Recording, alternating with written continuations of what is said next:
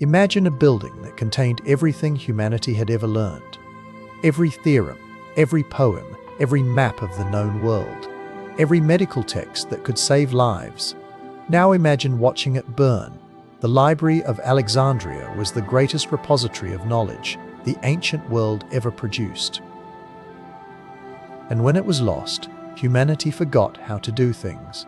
It wouldn't relearn for over 1,000 years. But what if it hadn't been destroyed? What if the flames never came? The Library of Alexandria wasn't just a library, it was the ancient world's first research university, think tank, and publishing house combined into one. Founded around 300 BC by Ptolemy I, one of Alexander the Great's generals, the library had a simple but audacious mission: collect every book ever written. Every ship entering Alexandria's harbor was searched. Any scrolls found were confiscated, copied, and the copies returned, while the originals stayed in the library. If you're fascinated by the knowledge we've lost and the worlds that might have been, subscribe. We explore alternate timelines every week. The minds that worked in Alexandria's halls would shape human thought for millennia. Euclid wrote his Elements here, the geometry textbook still used today. Eratosthenes calculated the circumference of the Earth with stunning accuracy, off by less than 2%. Aristarchus proposed that the Earth orbited the Sun 1,700 years before Copernicus. Hero of Alexandria built a working steam engine, the Eolipial, 18 centuries before the Industrial Revolution. These weren't myths. These were real achievements, documented and studied in the library's halls, and most of them were lost. At its height, the library held an estimated 400,000 scrolls. To put that in perspective, that's more books than existed in all of Europe, combined 1,000 years later. It contained the complete works of Sophocles, of which we have only 7 plays today. The lost books of Livy's History of Rome, Aristotle's dialogues said to rival Plato's in beauty, treatises on engineering, astronomy, medicine, and mathematics that we can only guess at from references in surviving texts. The catalogue of the library's contents, itself a massive scholarly achievement, ran to 120 scrolls. Even the index of what was lost is lost. The library didn't die in a single dramatic fire. It died slowly over centuries from 1,000 cuts. In 48 BC, Julius Caesar's troops accidentally burned warehouses near the harbor, destroying perhaps 40,000 scrolls. In 272 AD, Emperor Aurelian's forces damaged the library districts during a revolt. In 391 AD, a Christian mob destroyed the Serapeum, the library's daughter institution. Each disaster took something irreplaceable. Each recovery was a little less complete than before. By the time the Arab conquest came, in 641 AD, there was almost nothing left to save. What followed the loss of Alexandria was not just the loss of books, it was the loss of capability. Roman concrete, which had allowed construction of the Pantheon's dome, was forgotten. The recipe wouldn't be rediscovered until the 19th century. Medical knowledge regressed so far that doctors in medieval Europe knew less about anatomy than Alexandrian physicians had 2,000 years earlier. The ability to calculate longitude at sea, which Alexandrian astronomers had understood, was lost until the 18th century. How many sailors died because that knowledge slipped away? The fire of 48 BC didn't have to happen. Caesar set fire to his own ships to prevent the Egyptian fleet from capturing them. The flames spread to the docks, then to the warehouses. Some historians believe the main library survived this fire. But what's certain is this: it was an accident, a tactical decision in a civil war that Caesar couldn't have known would echo through millennia. What if a wind had blown the other way? What if Caesar had found another solution? What if someone had organized a rescue effort in time? Before I show you the alternate timeline, I want to know, Do you think ancient knowledge could have changed the course of history? Or would humanity have reinvented everything anyway? Tell me in the comments. In this timeline, the fire spreads as it did in ours. But Caesar, perhaps advised by a local scholar who explains what's at stake, makes a different choice. He orders his troops to fight the fire, not just protect their positions. The warehouses burn, but the main library survives intact. More importantly, the precedent is set. Rome's rulers understand that Alexandria's knowledge has value beyond gold or territory. When Augustus later consolidates power, he doesn't just leave the library alone, he invests in it. The daughter libraries survive. The copying continues. The knowledge grows.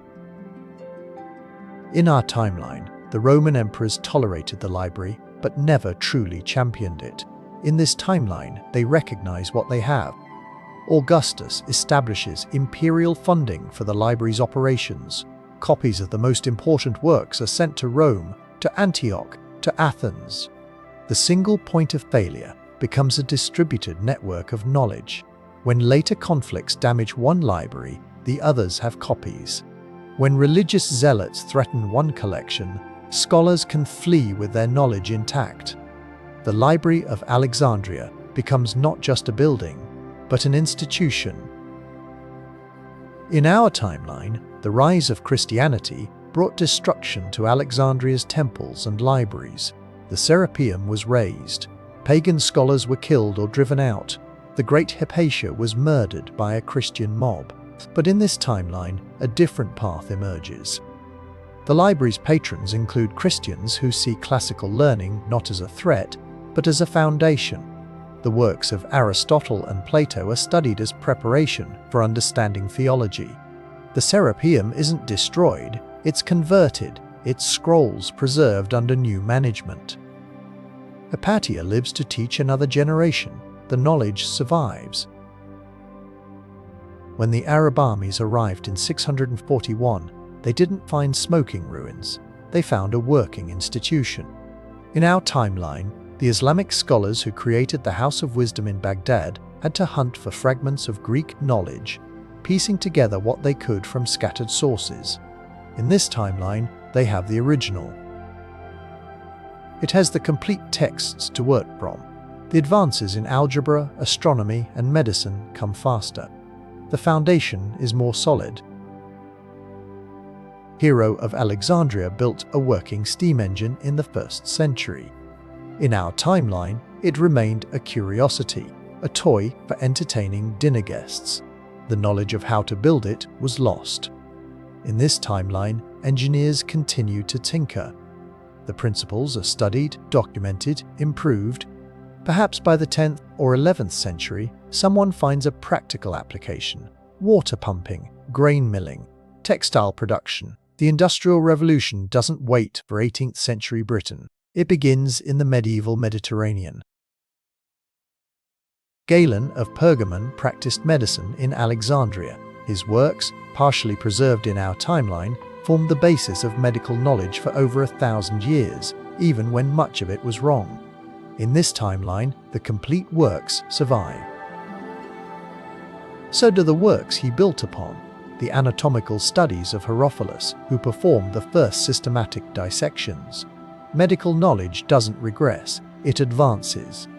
When the Black Death arrives in the 14th century, physicians have better tools to fight it. They understand contagion. They implement quarantine. The plague still kills, but perhaps it kills 30% instead of 50%. In our timeline, the Renaissance was a rebirth. Europeans rediscovered Greek and Roman knowledge that had been lost for 1,000 years, often through Arabic translations of translations. In this timeline, there's no need for rebirth. The knowledge was never lost. The continuous tradition means that what we call the Renaissance happens centuries earlier, or perhaps doesn't happen at all, because there's nothing to rediscover. By the year 1200, this alternate Europe might be where our world was in 1700. Perhaps further. Eratosthenes calculated the Earth's circumference. Alexandrian astronomers understood latitude and longitude. Alexandrian shipbuilders knew techniques lost to medieval Europe. In this timeline, the age of exploration begins earlier. Not with caravels in 1492, but perhaps with advanced galleys in 1192. The Americas are reached not by Europeans desperately seeking a new route to Asia, but by a civilization with better maps and more capable ships. What happens when a more technologically advanced society meets the peoples of the Americas? Perhaps the outcome is better, perhaps it's worse, but it's certainly different. Aristarchus proposed heliocentrism in the 3rd century BC. In our timeline, his work was mostly lost. Copernicus had to rediscover the same idea 18 centuries later. In this timeline, Aristarchus's complete works survive. So do the mathematical tools to prove him right. The scientific revolution doesn't wait for Galileo and Newton. It begins when someone first has the instruments to confirm what Alexandrian astronomers already suspected. By the time our timeline reaches 1600, this alternate world might already have electricity, railroads, perhaps even flight. If the Industrial Revolution had begun in the 11th century instead of the 18th, if the Scientific Revolution had started in the 14th instead of the 17th, where would we be today? Perhaps we'd have cured cancer by now. Perhaps we'd have solved problems we don't even know how to approach yet. Or perhaps we'd have destroyed ourselves earlier with more powerful weapons in the hands of medieval kings. The past doesn't tell us which future would emerge, only that it would be different. We know the names of works we've lost. Aristotle wrote dialogues that contemporaries said were more beautiful than Plato's. Gone. Sophocles wrote over 120 plays. We have 7. Euclid wrote on optics, on music, on mechanics. Fragments remain. But the real loss isn't the specific texts. It's the centuries of progress those texts could have enabled. It's the lives that could have been saved by medical knowledge that was burned. It's the discoveries that could have been made by scientists building on foundations that crumbled instead. 1,000 years of human potential lost because of accidents, neglect, and violence. The lesson of Alexandria isn't that libraries are fragile, it's that knowledge itself is fragile. That what one generation builds, another can destroy. That progress isn't inevitable. We've learned some of the lessons. We distribute our knowledge now. We make copies. We store information in ways that can't be burned. But we haven't learned all the lessons. Climate change threatens our archives. Conflict destroys our universities. Misinformation drowns our facts. The flames that consumed Alexandria take different forms today, but they still burn. The Library of Alexandria burned because it could, because humans make mistakes, because accidents happen, because sometimes the wrong people gain power, and sometimes they don't care about what they're destroying. We'll never know exactly what was lost. We'll never be able to read the missing plays, study the lost mathematics, learn the forgotten medicine. That knowledge is gone forever, leaving only shadows and references and the occasional miraculous fragment. But we know enough to mourn, and perhaps that's the point. Would humanity have reinvented everything eventually? Would we have reached the same destination by different roads? Perhaps, but eventually means something when you're one of the millions who lived and died during the 1,000 years of detour. The peasants who couldn't read, the patients who died of treatable diseases, the sailors who were lost because they couldn't navigate. History isn't just about where we end up, it's about how we get there. And the route through the Dark Ages was longer and darker than it needed to be. The Library of Alexandria was more than a building. It was an idea, the idea that knowledge matters, that preserving what we learn is worth the effort. that future generations deserve access to the wisdom of the past, that idea didn't die with the library. It survived in the scholars who fled with their scrolls, in the monks who copied what they could, in the Arab translators who saved what remained, in everyone who has ever believed that knowledge is worth protecting. The Library of Alexandria is gone. But we can still learn from its loss. And perhaps, in some small way, we can still build what might have been. Next week, we're exploring what would have happened if the Mongols had conquered all of Europe. A different kind of destruction, a different alternate world.